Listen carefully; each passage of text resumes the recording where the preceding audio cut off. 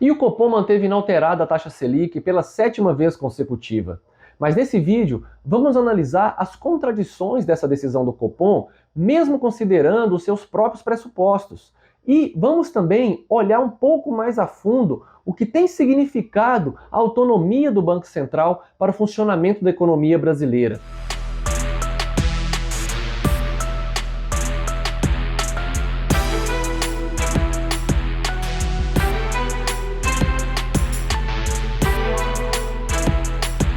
Olá, eu sou Diogo Santos e você está acompanhando o novo episódio de Almoço Grátis aqui na TV Grabois. E sim, vamos analisar a decisão do Comitê de Política Monetária em manter a taxa Selic em 13,75% ao ano, dando continuidade com o título brasileiro de maior taxa de juros real do mundo. E vamos olhar em 3 níveis o que essa reunião do Comitê de Política Monetária nos indica. Em primeiro lugar, no primeiro nível, a decisão em si. Bom, o Copom disse no seu comunicado que ainda existem fortes pressões inflacionárias globais. Porém, o que é importante para o Brasil é como a inflação do mundo chega até nós. Quais são os fatores do que está acontecendo no mundo refletem na inflação local do Brasil. E existem 2 fatores principais que indicam, neste momento, que a inflação no Brasil, pelas suas causas externas, estão mais controladas. Aliás, nunca estiveram tão controladas como agora, nesse último ciclo de elevação e de manutenção da taxa Selic na altura em que se encontra. Em primeiro lugar, as commodities. Os preços das commodities têm caído substancialmente ao longo do último ano. Seja as commodities agrícolas, agropecuárias de modo geral, minerais e também de energia, que é petróleo, carvão e gás. O que o próprio índice do Banco Central indica sobre os preços das commodities é que nos últimos 12 meses ocorreu uma queda, uma variação negativa de mais de 20% neste índice. E além disso, outro fator muito importante para impactar a inflação interna nossa do Brasil é a taxa de câmbio. Porque a taxa de câmbio, ela diz se está mais caro ou mais barato importar mercadorias externas. E como o Brasil é um país que importa muitas mercadorias para as empresas produzirem, ou seja, importa muita matéria-prima e muitos bens intermediários, quando a taxa de câmbio está muito desvalorizada, o custo de produção sobe e, portanto, aquelas empresas que conseguem repassar essa elevação de custo para os seus preços, o fazem, pressionando assim a elevação geral de preço da economia, ou seja, a inflação. Acontece que a taxa de câmbio está hoje abaixo de 4,80 e estava acima de 5,20 há 3 meses atrás. Portanto, nós estamos vivendo uma fase de consistente redução da taxa de câmbio, ou seja, estamos tirando essa pressão da taxa de câmbio sobre a inflação brasileira. Então o que eu quero dizer com isso tudo é que os 2 fatores principais que fazem com que o setor externo, o comércio internacional, a economia internacional afetem a inflação no Brasil, estão indicando uma tendência de redução dessa pressão sobre os preços internos. Então, se o Banco Central está dizendo que tem uma pressão inflacionária global, ele não está levando em consideração que esses fatores principais a afetar a taxa de inflação no Brasil, eles estão contribuindo para o controle da inflação. Mesmo que no comunicado o Banco Central indique que há uma redução das commodities, do preço das commodities, porém ele não está considerando que esse é um dos fatores principais das chamadas pressões inflacionárias globais. Porque o que importa para o Brasil não é só se a inflação nos Estados Unidos, na Europa, e ainda está alta, mas é como reflete na nossa economia interna essas pressões inflacionárias. E a forma como tem se refletido é de uma diminuição dessa pressão sobre a inflação. Só que tem outro fator também nessa decisão do Copom que também é preocupante em termos da sua própria forma de enxergar o fenômeno inflacionário. Porque ao longo do último mês vinha se formando no mercado financeiro e nos agentes econômicos de modo geral que já havia chegado o momento em que o Copom, que o Banco Central, teria sim abertura, margem de manobra para indicar o início da redução da taxa Selic. Porque tanto a inflação observada quanto a expectativa de inflação dos agentes econômicos vem caindo semana após semana, medição após medição. Existe, como eu acabei de dizer, uma diminuição da pressão dos fatores externos, que são muito relevantes para explicar a inflação interna do Brasil. Acontece que o comunicado do Banco Central foi contrário a essa tendência que vinha se formando. O Banco Central, ao invés de aproveitar esse maior consenso formado em torno da tendência de redução da taxa Selic, ele confrontou a formação desse consenso. O Banco Central preferiu dizer no seu comunicado de que, olha, vamos com calma, não há clareza de que é possível reduzir a taxa de juros e, mesmo se começar a reduzir, o que o Banco Central está indicando pelo comunicado é que vai reduzir muito lentamente.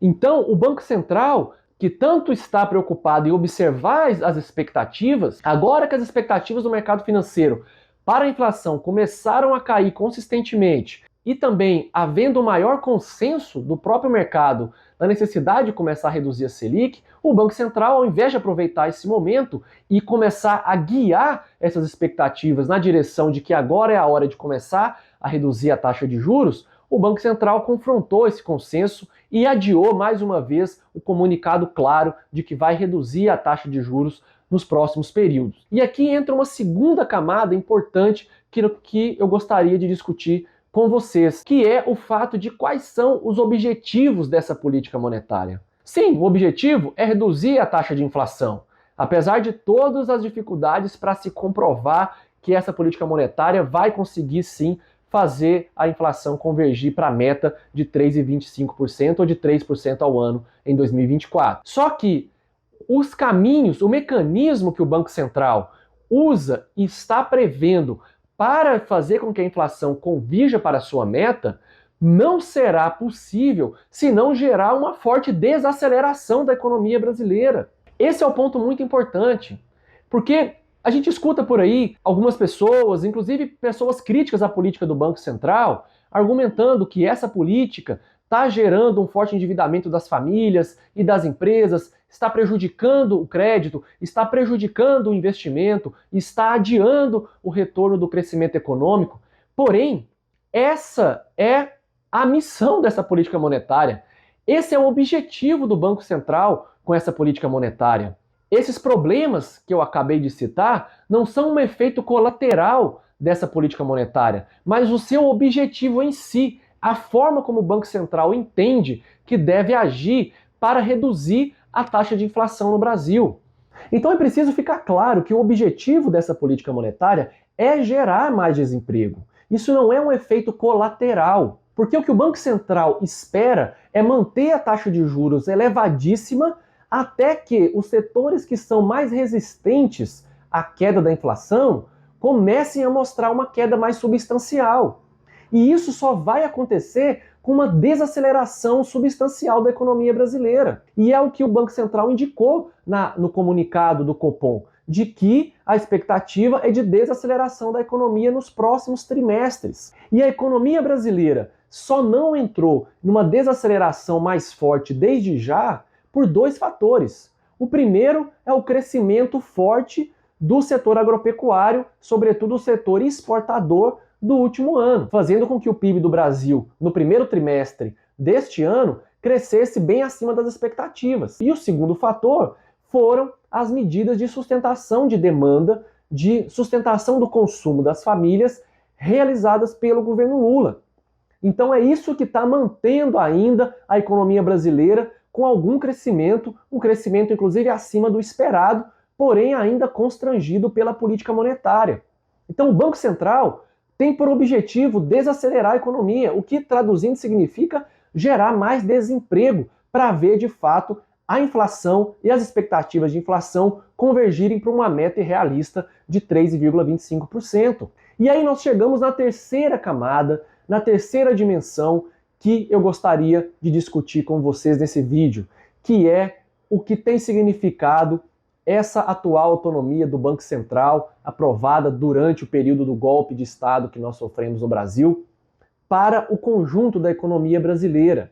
Eu creio cada vez mais que a reforma da autonomia do Banco Central precisa ser entendida como uma meta-reforma, ou como uma reforma que tem por objetivo alterar partes do funcionamento do sistema econômico no país e, sobretudo, alterar a conduta do próprio governo diante da burguesia, sobretudo da burguesia financeira e de seus interesses. Circulou nos últimos dias na internet um texto de 2021, publicado no âmbito do Banco Mundial, que aponta as consequências para a desigualdade de renda da autonomia, da independência do Banco Central. E o que esse texto, além das medidas que ele apresenta de como que a autonomia do Banco Central pioram as variáveis de desigualdade nos países, mas o que eu acho mais interessante nesse texto e que dialoga com o que nós estamos vivendo no Brasil é que a independência do Banco Central gera uma alteração de comportamento do governo. O governo deixa de ter uma boa parte de instrumentos necessários para fomentar a economia, ele tem que tomar outras medidas. Em primeiro lugar, a autonomia do Banco Central faz com que o governo perca ímpeto na sua política fiscal. E veja o que nós estamos vivendo agora no Brasil. Certamente, se não fosse a existência da autonomia do Banco Central, o arcabouço fiscal, novo arcabouço fiscal, que está sendo concluída a sua aprovação, poderia ter tido um outro desfecho. Porque a autonomia do Banco Central tem significado que o governo federal não pode atuar da forma que gostaria na política fiscal, porque vai ter um adversário, um competidor contra os efeitos positivos de crescimento econômico da política fiscal. A mesma coisa valendo para os instrumentos de financiamento que o governo dispõe. Vale lembrar que algumas reuniões atrás o Copom chegou a criticar a possibilidade do governo utilizar o BNDES para reduzir as taxas de juros. Ora, o Banco Central está querendo legislar, constranger a própria política dos bancos públicos para que elas se submetam à visão que o Banco Central tem do que deveria ser a política econômica do governo eleito. E isso só é possível porque temos um Banco Central autônomo e que significa, sim, claro, todos sabemos, um maior controle da burguesia financeira sobre a política monetária. Mas o que eu quero chamar a atenção é que, mais do que esse controle da burguesia financeira sobre a política monetária, a autonomia do Banco Central significa uma forma de buscar constranger e alterar outros elementos da política econômica e do comportamento do próprio governo em relação a outras variáveis que nem estão sob controle do Banco Central. Então esse foi o nosso episódio de hoje, buscando analisar um pouco mais a fundo o que significou essa decisão do Comitê de Política Monetária do Banco Central e indicando que teremos muita luta política, teórica e ideológica para fazer com que tenhamos uma política monetária no Brasil sintonizada com os interesses do povo brasileiro. E deixe aqui seus comentários sobre esse vídeo e indicações de temas para abordarmos também nos próximos. Um abraço a todos, a gente se vê.